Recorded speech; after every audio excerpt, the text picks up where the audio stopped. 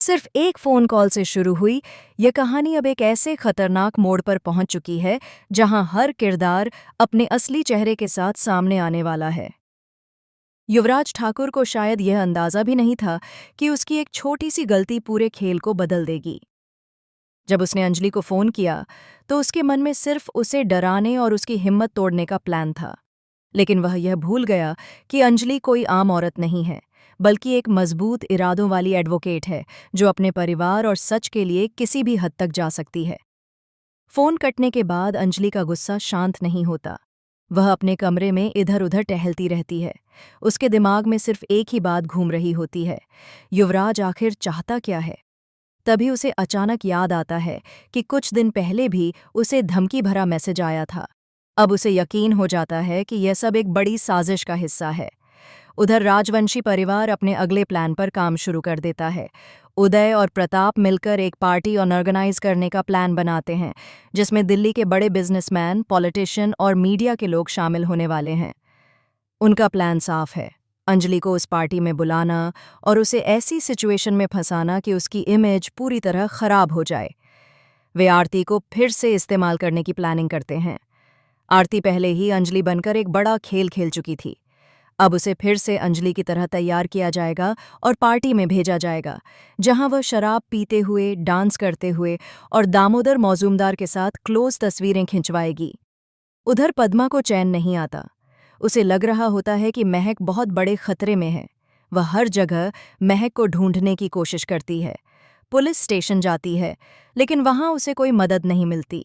Inspector भी युवराज के दबाव में होता है। पद्मा हार नहीं मानती। वह सीधे युवराज के घर पहुंच जाती है। वहां जो कुछ होता है वह पूरे खेल का रुख बदल देता है। युवराज का सच सामने आ जाता है, लेकिन पद्मा को यह समझ नहीं आता कि वह अब क्या करे। उसका दिल टूट चुका होता है, क्योंकि महक सिर्फ उसकी बहन ही नहीं, बल्कि उसकी सबसे बड़ी ताकत थी। जब पद्मा यह सब अंजलि को बताती है तो अंजलि अंदर से हिल जाती है, लेकिन वह टूटती नहीं है। वह तुरंत अपने पुराने दोस्त और क्राइम ब्रांच ऑफिसर विक्रम को फ़ोन करती है। वह उसे पूरी बात बताती है और महक को बचाने के लिए मदद मांगती है। विक्रम पहले तो चौंक जाता है, लेकिन फिर वह अंजलि को भरोसा दिलाता है कि वह महक को ढूंढने में पूरी मदद करेगा। इसी बीच उसे एक सीसीटीवी फुटेज मिलती है, जिसमें महक को कुछ गुंडों के साथ ले जाया जा रहा होता है। दूसरी तरफ काव्या महक को एक बंद कमरे में रखती है। महक डरी हुई होती है, लेकिन वह हार नहीं मानती। वह मौका ढूंढ रही होती है वहां से भागने का।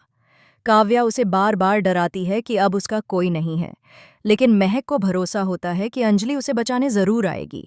उधर अंजलि एक बड़ा प्लान बनाती है।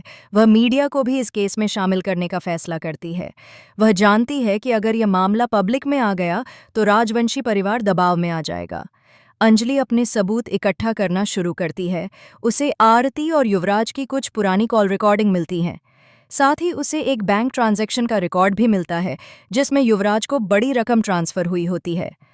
अब अंजलि को यकीन हो जाता है कि महक को बेचने की बात सच हो सकती है। कहानी का सबसे खतरनाक मोड़ तब आता है जब अंजलि को पता चलता है कि महक को शहर से बाहर ले जाने की तैयारी हो रही है। समय बहुत कम होता है। अंजलि तुरंत विक्रम और अपनी टीम के साथ उस जगह पहुंचने का प्लान बनाती है। दूसरी तरफ युवराज को भी भनक लग जाती है कि अंजलि कुछ बड़ा करने वाली है। वह अपने गुंडों को अलर्ट कर देता है। अब यह सिर्फ एक रेस नहीं, बल्कि जिंदगी और मौत की लड़ाई बन चुकी होती है। क्या अंजलि सही समय पर पहुंच पाएगी? क्या महक बच पाएगी? क्या आरती का सच सबके सामने आएगा? और क्या युवराज ठाकुर अपने किए की सजा पाएगा? आने वाले वक्त में इन सभी सवालों के जवाब मिलने वाले हैं। लेकिन इतना तय है कि अब खेल बहुत खतरनाक हो चुका है।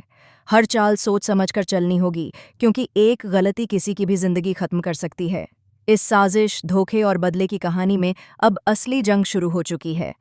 सच और झूठ के बीच, भरोसे और धोखे के बीच, और इंसाफ और ताकत के बीच। कहानी अभी खत्म नहीं हुई। असली तूफान अभी बाकी है।